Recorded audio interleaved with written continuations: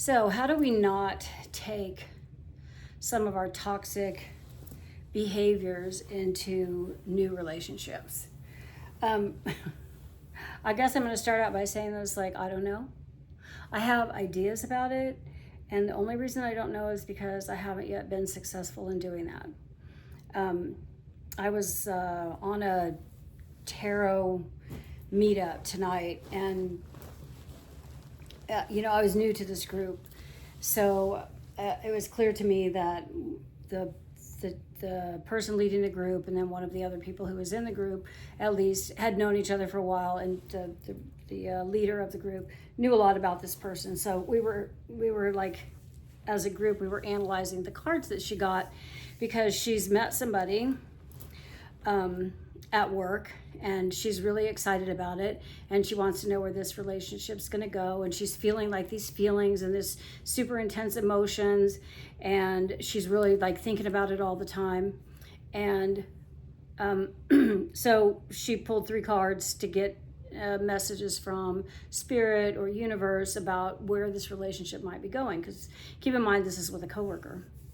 So the card she got, in case you want to know, that was the Ace of Cups, the Sun, and the Emperor. You can analyze that later if you want to.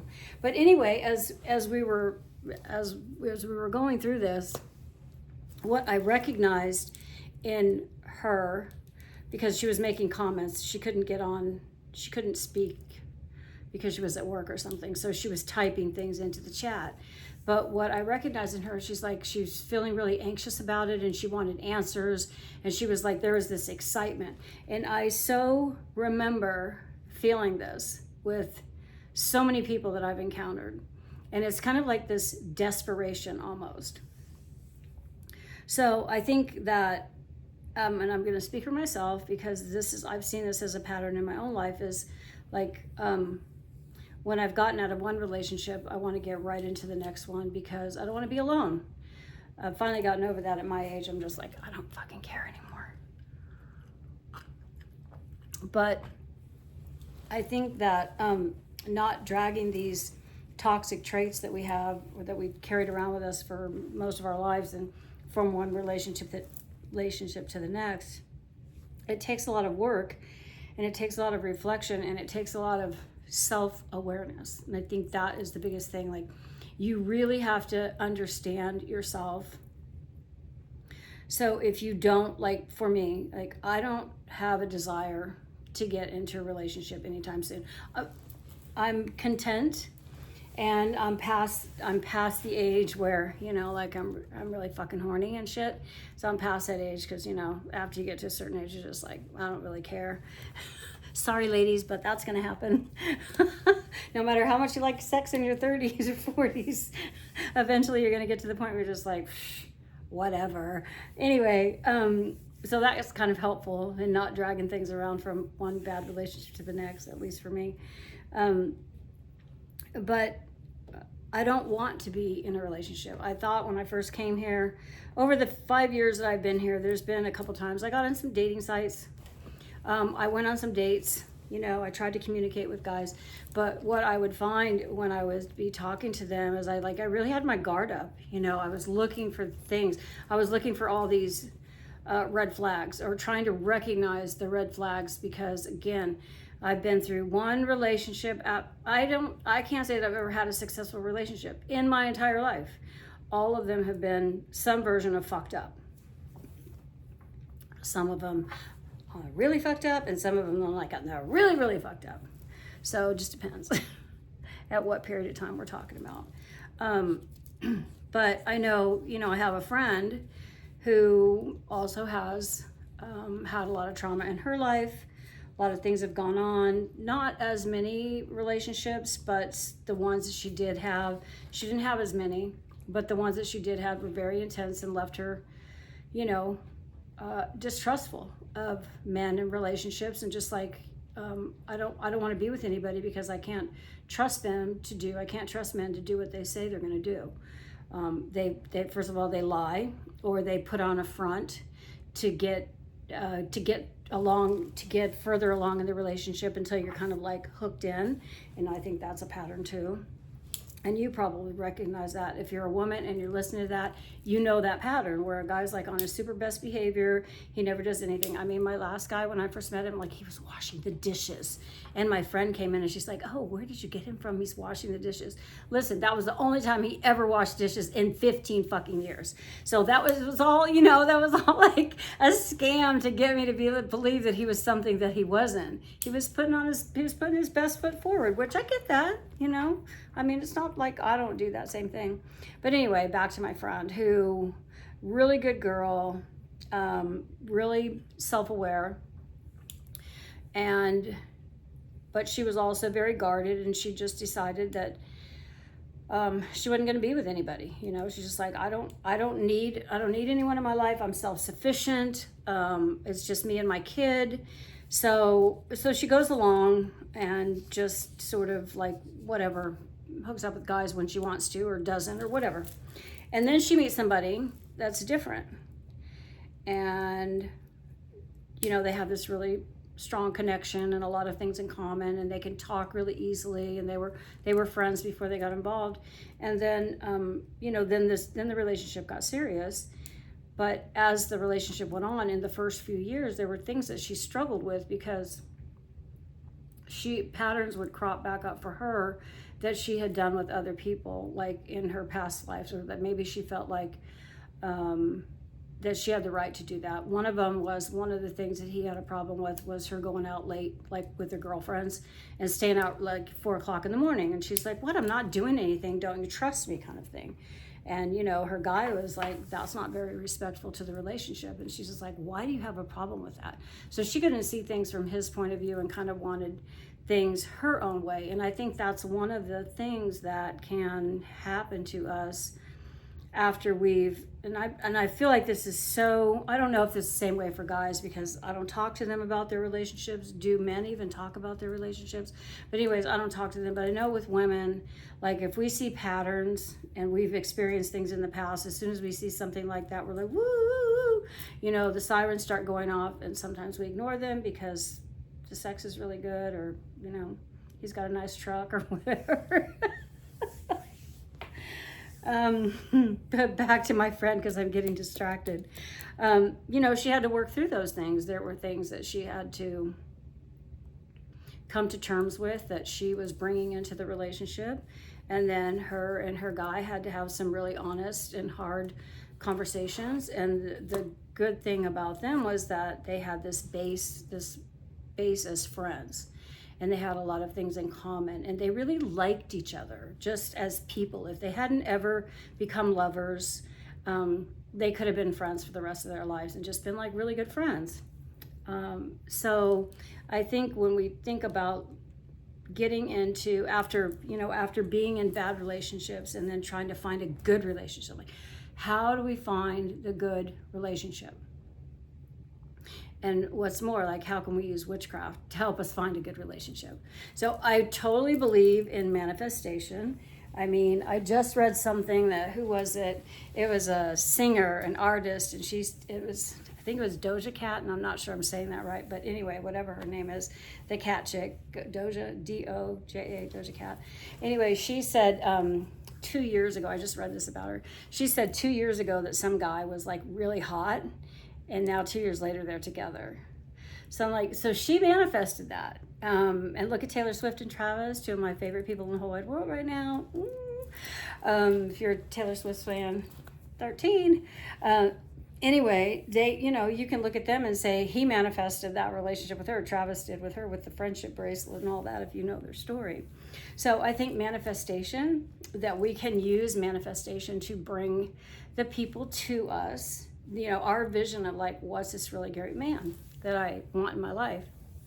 What does that look like? And what does our relationship look like? And it doesn't mean that you and him will not have things that you have to work out, because when you're bringing two people together, especially when you're past the age of being young anymore, and you've had like several relationships and you've got kids that are grown, and you've been an adult for 20, 25, 30 years, something like that, that's a lot of adulting that you're dragging along with you.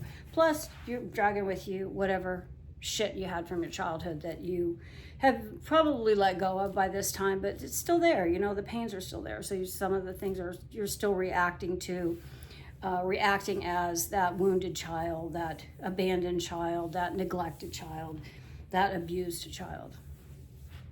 But manifesting, I think we can use manifesting to draw the people to us that we want. The thing about manifesting is that you really need to know what you want. So when I think of a good guy, I think of my dad, my stepdad who raised me, who really took care of my mom. He just loved my mom. And he took care of her, you know, when she would have her crazy periods, because my mother was on prescription. I found this out years later, but my mom's behavior when I was young was very erratic. She would do crazy ass shit. Like one time she cut off all my hair in a rage. She like raged a lot, you know, and it was very scary growing up with her. And I really felt like she didn't love me. And I don't know about the rest of the kids, because there were 6 of us, but with me, I almost felt like I was a target. I was the oldest girl, and there was a lot, you know, I was expected to take care of the 3 younger ones. And so there was a lot of rage. But what I found out years later is that she was on prescription diet pills. And as somebody who's been a fan of stimulants for many, many years of my life, I know what that does. I know what stimulants do to you. I know how they can make your behaviors go like, whoo, whoo. You know, you're almost manic, you know, because you have these really extreme highs and lows. But my dad loved my mom through all of that. And even when she would be her crazy self, you know, like she told me, you know, how many times I've had my bags packed and sitting by the front door. She never left him. And they were together for 60 years when he died, maybe more than 60 years.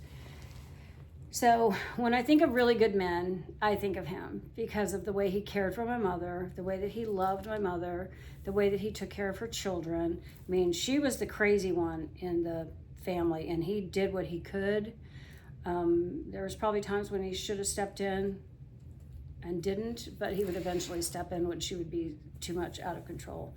But, you know, he worked hard. He took good care of her. He loved her. I mean, he really loved her through all of her shit, through all of her damage, through her, because she was abused. She was sexually abused. Her mother, first of all, her father, my grandfather, beat my grandmother and left her for dead when my mom was like 3 years old. And then my grandmother was a nurse, and she ran a boarding house in Bath, Maine, where there was a big Navy. It was a big Navy town in Bath, Maine. And so there was all these men, you know, young men coming through this house when my mother was growing up, and she was sexually abused, and her mother was very harsh. And so she became very promiscuous, really young. She got pregnant when she was 15. And my grandmother, her mother, couldn't wait to get her out of the house, let her get married off to the guy. I don't even know how old, but she had 2 kids. By the time she was 17, she had 2 kids. They were 11 months apart. So she was a really damaged person because I don't know how much she dealt with her past. My mom was kind of like in denial, even about things that happened with us kids. She was in denial about that. When my brother accused her of abusing him, she basically disowned him. And she did abuse him. But anyway, back to my dad. So my dad has a certain look, right? And I have found myself now, since I've been here, there's been like 2 men that I've come across. They remind me of him. Like physically, they remind me of him. I don't know if they're like him at all, his personality and his caring and, you know, the person that he was. But I'm drawn to them because there's this physical appearance. So I do think that we can manifest the person that we want to come into our lives, but we also need to know what are the traits that they possess. What kind of person are they? Like you can think of all the things that you don't want in a person, but think of the things that you do want. Like, are they kind? Do they have a sense of humor? You know, how do they handle? Are they steady? Because I think that was the thing about my dad, is that he was steady. Like my mother was like this. My dad was like this, always, almost always, and never couple times only in my growing up with him did I see him lose his temper. So manifesting, we can use manifestation to bring the people into our lives that we want if we're looking for that next relationship. And then the other thing I think is a witchcraft practice is to become really self-aware of our habits, our thought patterns, and our communication styles, because communication is so important in a relationship. And if you can't speak honestly to the person that you're with, if you don't feel comfortable enough to have honest conversations with them about difficult topics like finances or kids or where we're going to spend our retirement or how the bills are going to be split up or how the housework's going to be split up, or all of those types of things that are important to a successful relationship, you've got to get to the point where you're able to have those conversations, and the person that you're with has to be able to have the conversation with you. So it's one of the ways, that communication that we have to relearn. It's almost like relearning how to communicate with people. I know me, in my life, I was very passive aggressive. So I would get mad about something and then I wouldn't talk to my husband or my boyfriend or whatever for like 2 days. It was like a punishment thing with me. So I know that's a pattern of mine that I'm not going to be able to carry, and I don't want to, but it's a pattern of mine that I recognize that I will need to deal with. I will need to find a better way to communicate than by giving somebody the cold shoulder and cutting them off for 2 days and not speaking to them, because that's really unproductive. So being aware of what the patterns are, what kind of toxic patterns that we ourselves bring into a relationship. So manifestation, awareness, and then I think the last thing is to not ignore the red flags and time. I'm going to come back to this because in my last video I spoke about time. Like the girl on the tarot call today, she was like really anxious and wanting this thing to move really, really fast. And the leader was telling her, just slow down, just like, just take it easy, just like, get this peace about you. But she seemed very anxious about it and wanting things to come to some sort of fruition quickly. And because this is a coworker, that probably wasn't going to happen because they're spending all day together. They're working in the same office. But how much time are you really spending? And in the office, it's sort of like this clandestine thing, and it's kind of sexy, right? Because it's forbidden and all of that shit, right? But when in the real world, what is it, right? And you have to let that stuff develop. So, time. I've been on some dates since I've been here. I found the men lacking.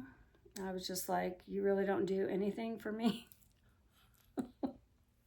that I can't do for myself, which is just a terrible way to think. But, if you don't care about being alone, then it's okay. And I don't at this point. But if you are different and you are wanting to get into another relationship and you have struggled with relationships in your past, some of the things you can do is like you can really become aware of what your thinking is and what your patterns are in relationships, and you can try to address those, or you can address those, and you can address those ahead of time. Like for me, if I was going to get into relationships with somebody, and one of the things I know I do is I move really fast because I want to like get things going, and I don't know, it's just like a thing with me. It's like, let's go. I mean, we really like each other. Move in, right? I just met you a week ago, but let's move in together. I know that's a bad pattern with mine. So even though I might feel that way, if I was to meet somebody and I really connected with them, I would take a step back, because first of all, I can look back at all the times when I made that decision and how things turned out for me and how it didn't really benefit me to move so quickly. So giving it time, manifesting the partner that you want, and becoming very self-aware of what you're like in a relationship. What are the things that you do that are unhealthy habits, and how can you change those?